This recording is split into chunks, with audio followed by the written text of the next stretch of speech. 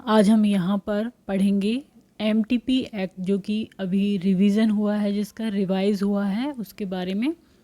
इससे पहले हम एमटीपी एक्ट जो 1971 है, ये स्टार्टिंग से देखते हैं क्या है। The medical termination of pregnancy, इसका फुल फॉर्म क्या है। एम का मतलब medical, T for termination and P for pregnancy. Act है ये 1971।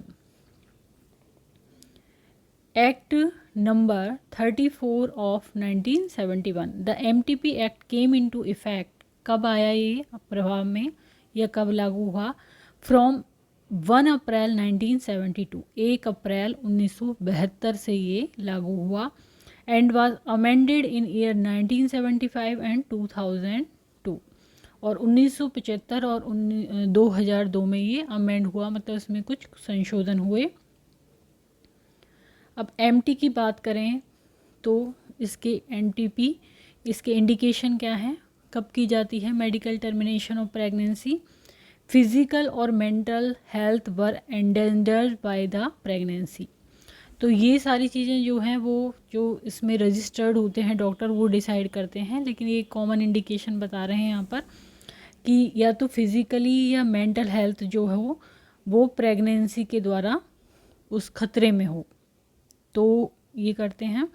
Woman facing the birth of A potentially handicapped और माल फॉर्म चाइल्ड, जो बच्चा पैदा होने वाला है वो या तो हैंडीकैप्ड है या फिर कोई उसमें पहले से कोई डिजीज़ है या उसके अंग वगैरह सही ढंग से निर्माण नहीं हुए हैं, तो उस कंडीशन में करते हैं doctors.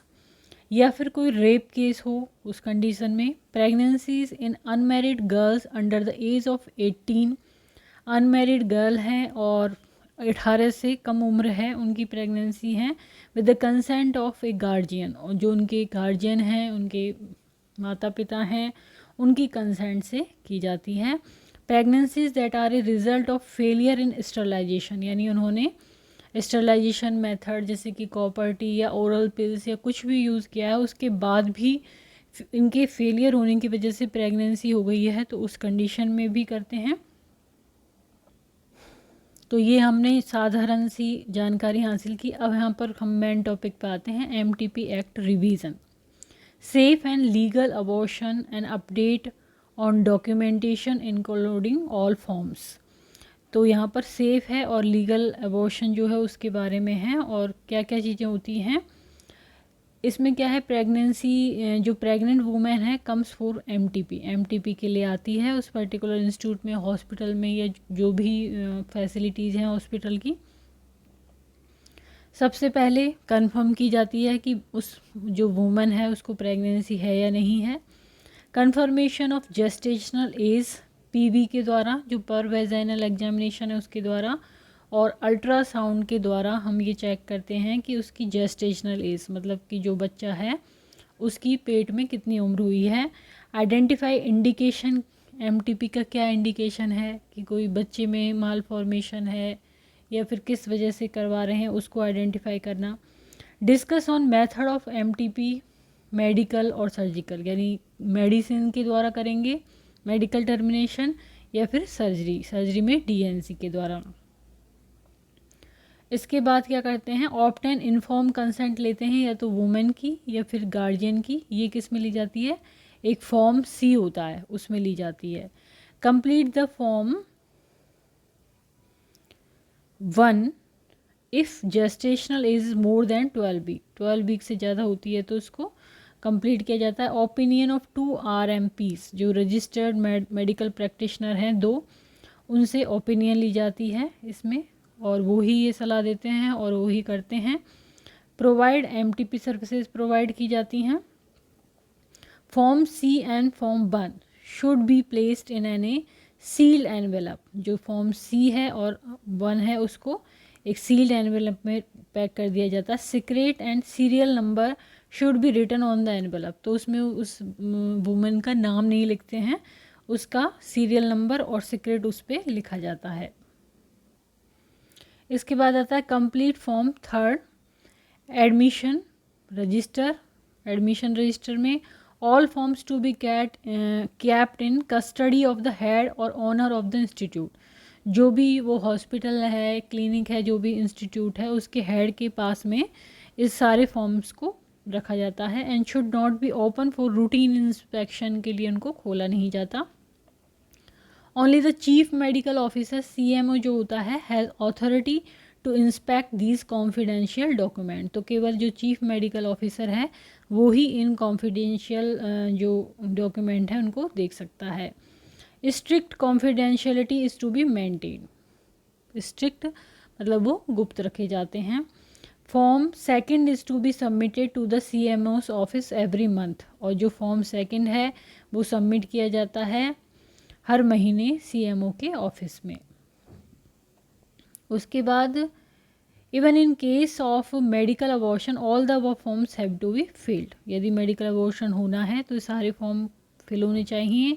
All records to be preserve till a period of 5 year. और जो भी ये रिकॉर्ड हैं ये 5 साल तक प्रिजर्व रखे जाते हैं from the last entry in the register. In the admission register the serial number of MTP in that hospital clinic for each year will restart from serial number 1। यदि हम ये देखें कि जो हर जो कैलेंडर ईयर है जैसे जनवरी से, तो वहाँ पर जो भी केस आएगा, जो भी पेशेंट आएगा उसको सीरियल नंबर 1 से स्टार्ट करना है। किस में स्टार्ट करना है? एडमिशन रजिस्टर में। अब इसके अलावा आता है मैंडेटरी डॉक्यूमेंट क्या होते हैं MTP के लिए। इसमें फॉर्म C होता है, C फॉर कंसेंट। तो कंसेंट फॉर्म होता है इसमें। फॉर्म 1 किस लिए होता है? ओपिनियन के लिए, जो 2 RMP की वो लेते हैं opinion. RMP shall certified this form within 3 hours from the termination of pregnancy.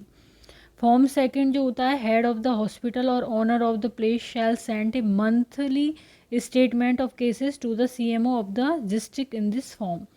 तो जो फॉर्म सेकंड है, जो हॉस्पिटल का हेड होगा वो क्या करेगा? मंथली स्टेटमेंट भेजेगा कि कितने केसेस हुए हैं to the CMO of the district. In this form में भेजे जाते हैं। जबकि फॉर्म थर्ड क्या है? एडमिशन रजिस्टर है form third.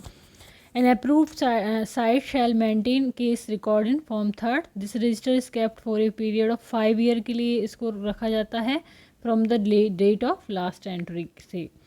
Essential protocol of safe and legal abortion performed by. अब जो असेंशियल प्रोटोकॉल क्या होते हैं सेफ और लीगल अबॉर्शन के, तो ये perform by registered medical practitioner के द्वारा ये परफॉर्म किया जाता है as defined under the MTP act.